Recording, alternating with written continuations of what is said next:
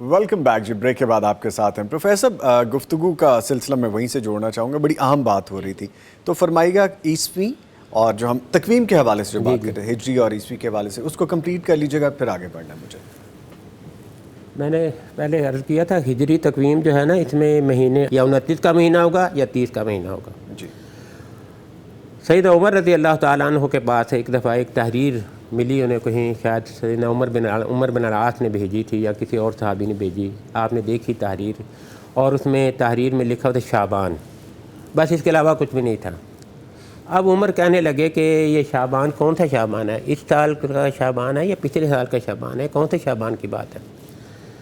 تو پھر انہوں نے مجلس شورا طلب کی اور کہنے لگے کہ ہم اس بات کو کوئی طے کر لیتے ہیں کہ ہمیں پتہ چلنا چاہیے کہ یہ شعبان کون سے مہینے کون سے سال کا ہے.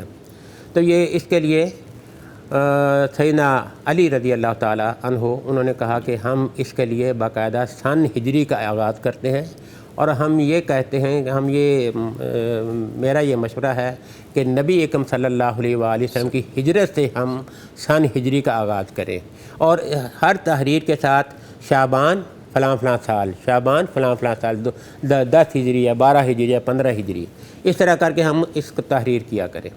اور اس کے بعد سیدہ عثمان رضی اللہ تعالیٰ عنہ اسی مجلس شورا میں تھے, وہ کہنے لگے کہ ہم ہجری سال کا آغاز محرم کے مہینے سے کریں گے. ٹھیک. اور اس طرح کر کے محرم کے مہینے سے اس کا آغاز ہو گیا. اب یہ جو کتاب ہے الشمس والقمر بحسبان, اس میں الحمدللہ والد صاحب نے جو کام کیا ہے, اس میں انہوں نے یہ کام کیا ہے کہ اگر آپ کے پاس کوئی ہجری تاریخ ہے تو اس تاریخ سے آپ عیسوی تاریخ, اس کا دن, اس کا مہینہ سارا نکال سکتے ہیں. اور اسی طرح اگر آپ کے پاس کوئی عیسوی تاریخ ہے, اس تاریخ سے آپ ہجری سال کا دن اور مہینہ سارا نکال سکتے ہیں. اور الحمدللہ اس میں انہوں نے ایک کیلنڈر دیا ہوا ہے جو کہ 1 ہجری سے لے کے 1680 ہجری تک ہے. 1680 ہجری تک, آج 1445 چل رہا ہے. 1445 اس کا مطلب ہے کہ ابھی 55 سال یہ ہیں, پھر 180 سال آگے ہیں. 55 اور 180 سال تک میں 235 سال. ابھی اس کا کیلنڈر, ابھی اس کتاب کا کیلنڈر انشاءاللہ فائدہ دے گا, ہمارے لیے کارآمد ہے. اور یہ کیلنڈر جو ہے الحمدللہ ہم نے کافی دفعہ تجربہ کیا, بارہا تجربہ کیا ہے. یہ کیلنڈر الحمدللہ کامیاب ہے. ٹھیک. اس میں الحمدللہ غلطی کا نہیں آئی, اور اگر کبھی کسی جگہ غلطی ہو بھی گئی تو وہ غلطی سرکاری طور پر اعلان کی غلطی تھی. اچھا, ذوالحجہ کے جو چاند ہے وہ بھی ابھی اسی کے مطابق ذوالحج کا چاند, شوال کے چاند سارے ہم نے دیکھے, اس میں اسی کے مطابق ہی آ رہے ہیں الحمدللہ. ٹھیک ہے. ہمارے ساتھ موجود ہے سیف اللہ کیلانی صاحب, بڑی دیر سے ہماری گفتگو سن رہے ہیں, والد صاحب کی گفتگو سن رہے ہیں, تایا ابو ہیں, اور اپنے دادا جان کی گفتگو آپ سن رہے ہیں کہ وہ ان کے بارے میں جو ذکر ہو رہا ہے. اچھا, میں چاہوں گا یہ فرمائیے گا کہ نئے سال میں اللہ تعالیٰ کے ساتھ تعلق اپنا مضبوط بنانے کے لیے ہمیں کون سے پریکٹیکل کام کرنے چاہیے, عملی اقدامات کرنے چاہیے آپ کی نظر میں؟ دیکھیے, ایک تو محرم کا جو مہینہ ہے وہ اس کی بہت زیادہ فضیلت ہے. جی. رسول اللہ صلی اللہ علیہ وسلم رمضان کے بعد سب سے زیادہ اہتمام روزوں کا اس مہینے میں کرتے تھے, خاص طور پہ عاشورہ کا روزہ. اور عاشورہ کا لفظ جو ہے وہ مختلف احادیث میں بھی مذکور ہے. اور عاشورہ کا روزہ اتنا قیمتی روزہ ہے کہ یہ سب کے لیے قیمتی تھا, مشرکین بھی رکھتے تھے, اور رمضان کا روزہ فرض ہونے سے پہلے یہ روزہ ہم پہ فرض تھا. اس کے بعد رمضان کے روزے کے بعد اللہ کے رسول نے اس روزے کو نفل بنا دیا. اور یہ جو ایک روزہ ہے یہ پورے سال کے پچھلے گناہ آپ کے معاف کر دیتا ہے.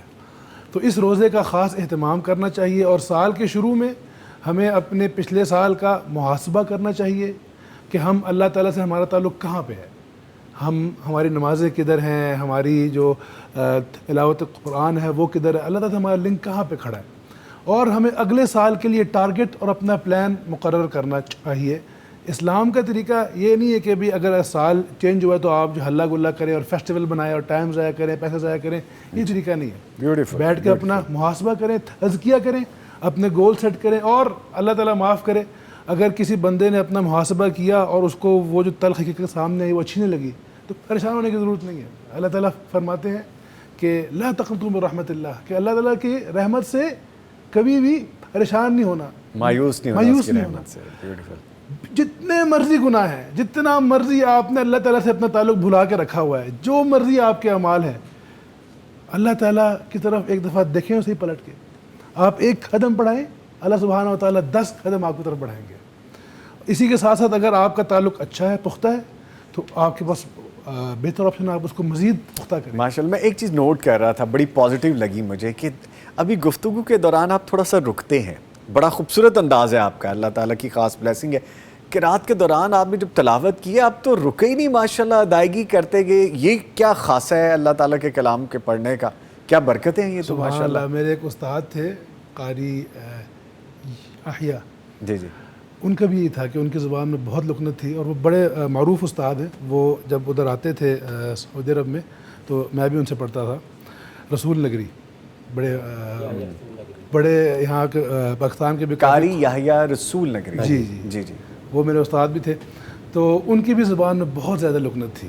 میری تو پھر ہلکی ہلکی کہیں کہیں پہ آتی ہے، محسوس ہی نہیں ہوتا. جی. غیر ان کی محسوس زبان میں بھی بہت زیادہ تھی اور وہ سبحان اللہ ان کی بھی تلاوت ان کی بالکل سموتھ اور پیاری تھی، بلکہ وہ 7 قرات میں تلاوت کرتے تھے، بالکل بہت سموتھ. اچھے قاری مانے جاتے ہیں. ماشاء اللہ ماشاء اللہ. تو اللہ تعالیٰ کی بلیسنگز ہیں جی. بے شک جی، یہ میم کی جانب آئیں گے. قرآن کا معجزہ ہے. اس کا معجزہ یقین ہمارے ساتھ منہ بولتا معجزہ موجود ہے یہاں پہ قرآن کا. ماشاء اللہ. اللہ تعالیٰ آپ کو زندگی سے عزتوں سے نوازے.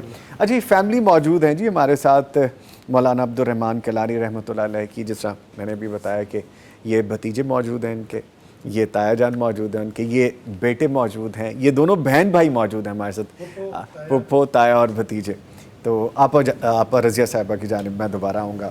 یہ فرمائے گا کہ جیسے عاشورہ کے دن کے روزے کے حوالے سے ابھی کیلانی صاحب نے کہا، اسی بات کو تھوڑا سا آگے بڑھاتے ہوئے میں چاہوں گا یہ بھی ایڈ کر لیجئے گا کہ نیا سال اور پہلا مہینہ مسلمانوں کے لیے اتحاد اور انفاق کی علامت ہے. یہ کیسے بن سکتا ہے، ہم کیسے سمجھ سکتے ہیں؟ ایک بات ہمیں یاد رکھنی ہے. جی. ابھی میں پچھلی گفتگو کے ساتھ ہی اپنا لنک جوڑ رہی ہوں. جی جی.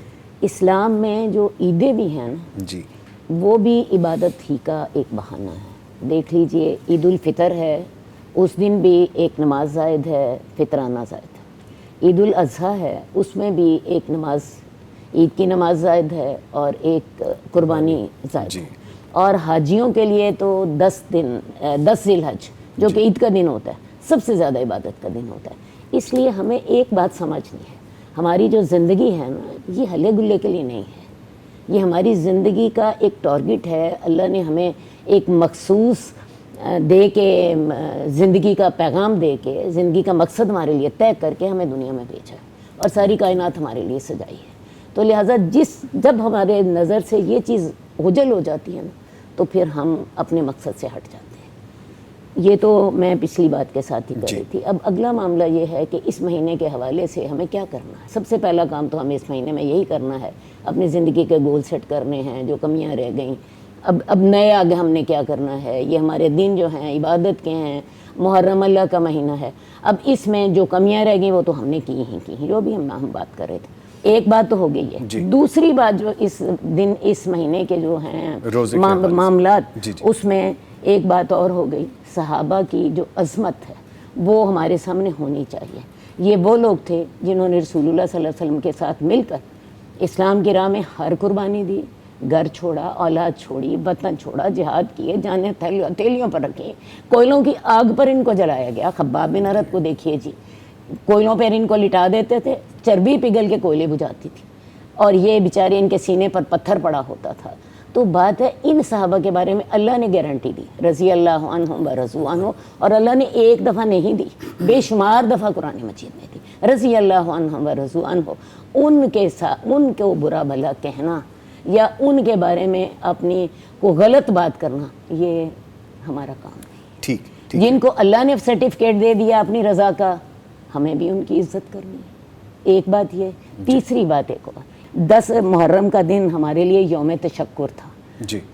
حضرت موسیٰ کے حوالے سے رسول اللہ صلی اللہ علیہ وسلم نے بھی یہی بات فرمائی. اس دن وہ لوگ روزہ رکھتے تھے, ان کے لیے عید کا دن تھا. یہود کے لیے وہ لوگ اس دن خوشی مناتے لیکن روزہ رکھ کے.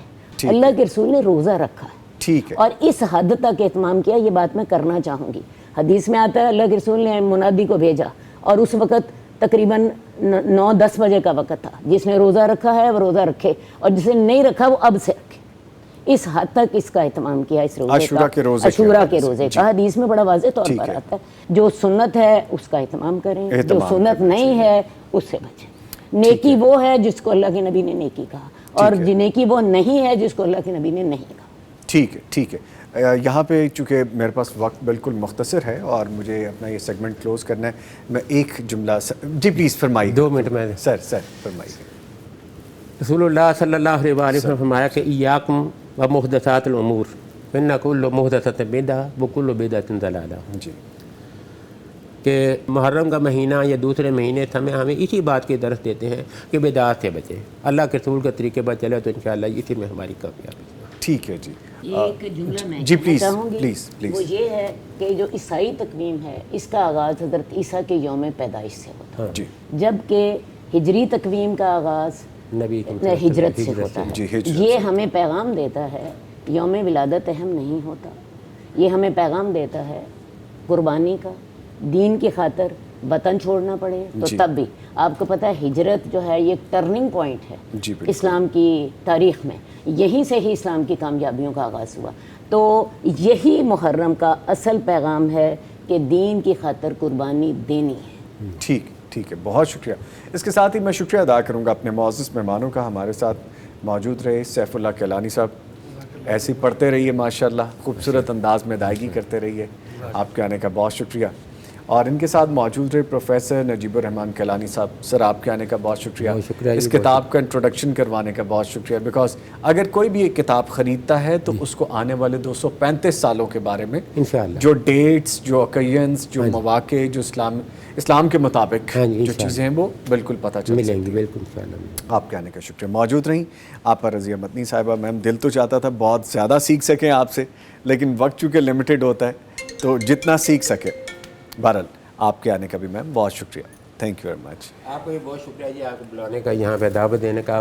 آپ نے ہمیں موقع دیا تاکہ ہم اپنی بات لوگوں تک پہنچ. جزاک اللہ میم, جزاک اللہ. آپ کا بڑا پن ہے. لیں جی, یہ وہ شخصیات ہوتی ہیں جن کے ساتھ بیٹھ کے آپ بہت کچھ سیکھتے ہیں, اور اگر وقت کم ہو تو پھر آپ کو یہی جستجو رہتی ہے کبھی دوبارہ بھی نشست ہو جائے تو اور مزید جان سکیں. ملتے ایک چھوٹے سے وقفے کے بعد, ہمارے ساتھ رہیے گا.